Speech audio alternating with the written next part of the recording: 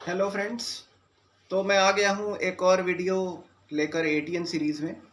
तो आज की जो हमारी लाइन नंबर 7 है वो है society which indulged in the anthropocentric view of the biology could register limited process in the biological knowledge। तो इस लाइन से आपकी टेक्स्ट बुक का ये मतलब हो सकता है, क्योंकि ये सारी जो चीज़ें हैं ये काफ़ी फिलोसॉफिकल हैं और इसका कोई एक क्लोज एंडेड आंसर नहीं है। जैसे कि मैं आपको पहले भी बोल दिया हूँ, बहुत सारी चीज़ें आपके खुद के ओपिनियन पर भी डिपेंड करती है। तो मैं अपना ओपिनियन इन वीडियोस के माध्यम से आप तक पहुंचा रहा हूं। अगर आपका खुद का अपना ओपिनियन हो तो आप कमेंट सेक्शन में मुझको बता सकते हैं। मैं ऐसा कभी नहीं कह रहा हूं कि ये जो डिस्क्रिप्शन मैं दे रहा हूं, ये जो चीज़ें मैं बता रहा हूं वो बेस्ट है, लेकिन एक आप ट्राई कर सकते हैं। इंपॉर्टेंट ये है कि आप चीज़ों को सोचना शुरू करें। गलत सही बाद में देखा जाएगा, पहले चीज़ों को आप सोचना शुरू करिए। तो इसमें बहुत अच्छी बात बताइए कि अगर मैं दो सोसाइटीज़ को कंपेयर करूं, मान लो एक ऐसी सोसाइटी है, इस सोसाइटी का नाम लेते हैं सोसाइटी नंबर ए, और एक और सोसाइटी है सोसाइटी नंबर बी। अगर एक ऐसी सोसाइटी है मेरे पास जो एंथ्रोपोसेंट्रिक व्यू पर ज़्यादा बेस्ड है, या एंथ्रोपोसेंट्रिक व्यू मतलब जो ह्यूमन के बारे में हो, जो ह्यूमन के बेनिफिट्स के बारे में हो, जो नेचर को साइड रख के सिर्फ ह्यूमन के बारे में सोचे कि हम कैसे लाइफ सस्टेन करेंगे, हम कैसे बेटर अपना लिविंग बीइंग बनाए, अपना जो लाइवलीहुड है वो कैसे हम अपना बेटर कर सकते हैं, हमारे जीवन में कैसे ज़्यादा फैसिलिटीज़ आएंगी। इन सारी चीज़ों को पढ़ना, इन सारी चीज़ों को डिस्क्राइब करना जो कि ह्यूमन से जुड़ा हुआ है, ह्यूमन बिहेवियर से, ह्यूमन सोशियोलॉजी से, इससे जुड़ी हुई चीज़ों को हम एंथ्रोपोसेंट्रिक व्यू कहते हैं। तो अगर एक मेरी सोसाइटी ऐसी है जो एंथ्रोपोसेंट्रिक व्यू पर टोटली बेस्ड है, या वहाँ के लोग एंथ्रोपोसेंट्रिक तरीके से सोचते हैं, और एक ऐसी सोसाइटी है जो एंथ्रोपोसेंट्रिक तरीके से नहीं सोचती है, नेचर के पैरेलल चलना चाहती है, वो ये नहीं मानती है कि ह्यूमन बीइंग सबसे ऊंचे लेवल के स्पीशीज हैं। हालांकि हमने काफ़ी ज़्यादा डेवलपमेंट कर लिया है, हमने सड़कें बना ली हैं, बिल्डिंग्स बना ली हैं, स्काई क्रैपर्स बना लिए हैं, और काफ़ी एडवांसमेंट हुआ है, हर फील्ड में एडवांसमेंट हुआ है। Now we are going to this space. हम एक्सोप्लैनेट्स के बारे में सोचते हैं, हम बायोलॉजी में भी अब सेल लेवल पे चले गए हैं, हम मॉलिक्यूल लेवल पे चले गए हैं, हम बायोकेमिस्ट्री पढ़ते हैं।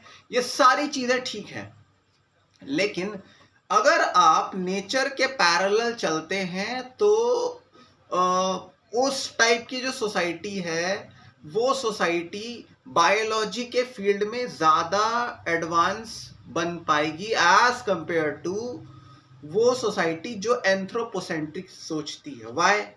क्योंकि ह्यूमन तो एक ही स्पीशीज है ना अर्थ पर। ह्यूमन बीइंग एक स्पीशीज है, होमोसेपियन एक स्पीशीज है, जिसमें होमो जो जीनस है उसको आए लगभग 2 मिलियन ईयर्स हुए हैं, ज़्यादा नहीं हुए हैं। तो हमारे अलावा और भी बहुत सारे लाइफ फॉर्म्स एग्जिस्ट करते हैं, बहुत सारे लाइफ फॉर्म एग्जिस्ट करते थे, जैसे कि डायनासोर्स, जैसे कि बहुत सारे और भी जो जो जो एनिमल्स हैं जो अब एक्सटिंक्ट हो गए, ह्यूमन इंटरफेरेंस की वजह से एक्सटिंक्ट हो गए। तो अगर मैं एंथ्रोपोसेंट्रिक नहीं सोचूं तो मैं बाकी स्पीशीज को कंजर्व करने के बारे में, उनको प्रोटेक्ट करने के बारे में सोचूंगा, और मैं इस तरीके से बायोलॉजिकली ज़्यादा एडवांसमेंट हो पाएगा अगर मैं एंथ्रोपोसेंट्रिक नहीं सोच रहा हूं। तो ऐसी सोसाइटी जो एंथ्रोपोसेंट्रिक सोचती है और ऐसी सोसाइटी जो एंथ्रोपोसेंट्रिक नहीं सोचती है, इन दोनों के बारे में अगर कंपैरिजन करें तो नॉन एंथ्रोपोसेंट्रिक डायरेक्टेड सोसाइटी, ऐसे सोसाइटी जो ह्यूमन के अलावा भी बाकी चीज़ों को भी इंपॉर्टेंस देती है, उनके लिए चींटियां भी उतनी इंपॉर्टेंट है जितना ह्यूमन बीइंग, उनके लिए वेल भी इंपॉर्टेंट है, उनके लिए इवन बैक्टीरिया भी इंपॉर्टेंट है, माइक्रो ऑर्गेनिज्म भी इंपॉर्टेंट है, उनके लिए प्लांट्स भी इंपॉर्टेंट है, वो सारी चीजें इंपॉर्टेंट है। तो बायोलॉजिकली वो सोसाइटी ज्यादा एडवांसमेंट दिखा पाएगी as compare to the pure anthropocentric society. अब बात यह है कि ये जो ओपिनियन है कि एंथ्रोपोसेंट्रिक सोसाइटी अगर होगी तो हम बायोलॉजिकली ज़्यादा एडवांस नहीं हो पाएंगे, कुछ लोग इससे डिसएग्री कर सकते हैं। लेकिन जहाँ तक मेरा मानना है, और आपकी टेक्स्ट बुक भी यही कहती है, कि अभी तक ऐसा देखा गया है कि एंथ्रोपोसेंट्रिक सोसाइटी बायोलॉजिकली अपने आप को ज़्यादा एडवांस नहीं कर पाई है। क्यों?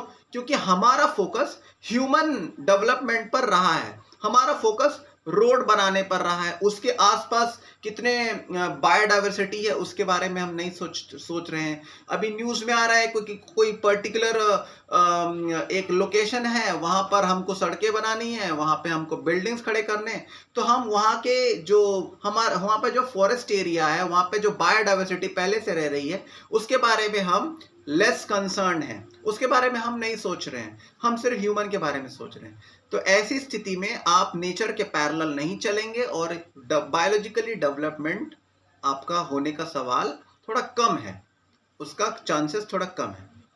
तो आप क्या सोचते हैं इसके बारे में कमेंट सेक्शन में मुझको ज़रूर बताइएगा, और आपके ओपिनियंस का हमेशा सम्मान किया जाएगा, वेलकम है आपका ओपिनियन। अपना ओपिनियन ज़रूर दें और सोचें, कीप थिंकिंग। मिलता हूँ आपके अगली वीडियो में।